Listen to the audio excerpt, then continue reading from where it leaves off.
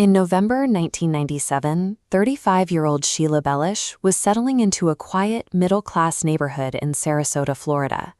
A stay-at-home mother to 6 children, she had moved to the coastal city only 6 weeks earlier. When her 13-year-old daughter Stevie got home from school, she walked through the front door and immediately sensed something was terribly wrong. Standing alone in the hallway were her 4 youngest siblings, 23-month-old quadruplets. They were crying, and there was blood in their hair and smeared on their bodies. Panicking, Stevie raced through the house shouting for her mother. She turned the corner into the kitchen and found Sheila sprawled on the floor, surrounded by a massive pool of drying blood. When police arrived, they faced a baffling scene. There were no broken windows, no pry marks on the doors, and no obvious signs of a robbery. Investigators had to figure out why a killer would brutally execute a mother in front of her toddlers and walk out of a house that remained perfectly secure. Detectives began to piece the attack together by following a trail of blood backward. It led them away from the kitchen and into the utility room. Here, they found a spent shell casing. The attacker had stood right in front of Sheila and shot her directly in the face with a .45 caliber pistol. Despite the force of the impact, forensic evidence showed that Sheila did not remain down. The trail indicated she stood back up to confront the intruder. The medical examiner documented severe defensive wounds, bruises, and cuts across Sheila's hands and arms. As the struggle moved through the house, with the 4 toddlers only feet away, the assailant grabbed a kitchen knife and slashed her throat twice before finally fleeing. Even then, the struggle wasn't over. Bleeding heavily, Sheila dragged herself 15 feet from the utility room back into the kitchen. She managed to reach up to the counter and pull the telephone receiver down before finally collapsing. This prolonged physical confrontation transformed the crime scene.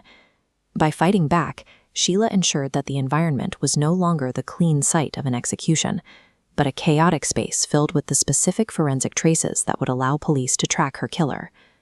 Detectives quickly cleared Sheila's current husband, Jamie, who had a verified alibi.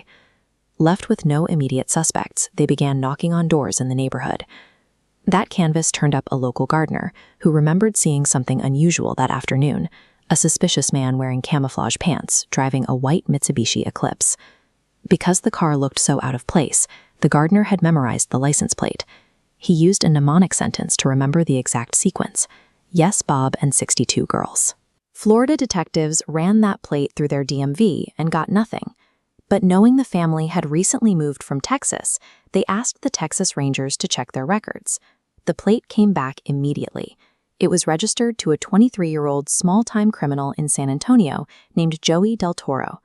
Police located Del Toro's abandoned car back in Texas, and inside they found a massive cache of evidence. There was a printed map leading directly to Sheila's Sarasota home, a pair of camouflage pants spattered with blood that matched her DNA, and the .45 caliber murder weapon itself. Del Toro's fingerprints matched a partial print lifted from the utility room dryer, confirming his presence at the scene. The evidence suggested this wasn't a local burglary gone wrong, but a targeted arrival from over 1,000 miles away. To find the motive, police had to find who sent him. They tracked down Del Toro's cousin, Sammy Gonzalez. Confronted with the evidence found in the car, Gonzalez eventually admitted his role as a recruiter. Gonzalez told police he had been approached by a local golf course bookie named Danny Rocha. Rocha was offering $10,000 cash for someone willing to punish a woman he claimed was abusive to her children. Rocha provided the hitman with a target package. It included directions to the house in Florida and a specific photograph to identify the victim. It was a picture of Sheila, taken at one of her daughter's birthday parties. This hierarchical chain, from bookie to recruiter to triggerman, was a deliberate structure. It was designed to provide layers of separation for the wealthy individual at the top of the conspiracy. Detectives discovered that Danny Rocha had organized the attack to secure a loan for a new sports bar. The man funding that loan was a $40 million San Antonio businessman and Sheila's ex-husband, Alan Blackthorne. Blackthorne presented himself as a respectable country club member, but his marriage to Sheila had been defined by extreme emotional abuse and forced sexual rituals. After she finally escaped and divorced him, he maintained a punishing 10-year legal battle over their 2 daughters. In 1997, Sheila finally tried to break his hold for good. She and her new husband packed up their family and fled to Florida in the middle of the night, refusing to tell anyone where they were going. Blackthorn was a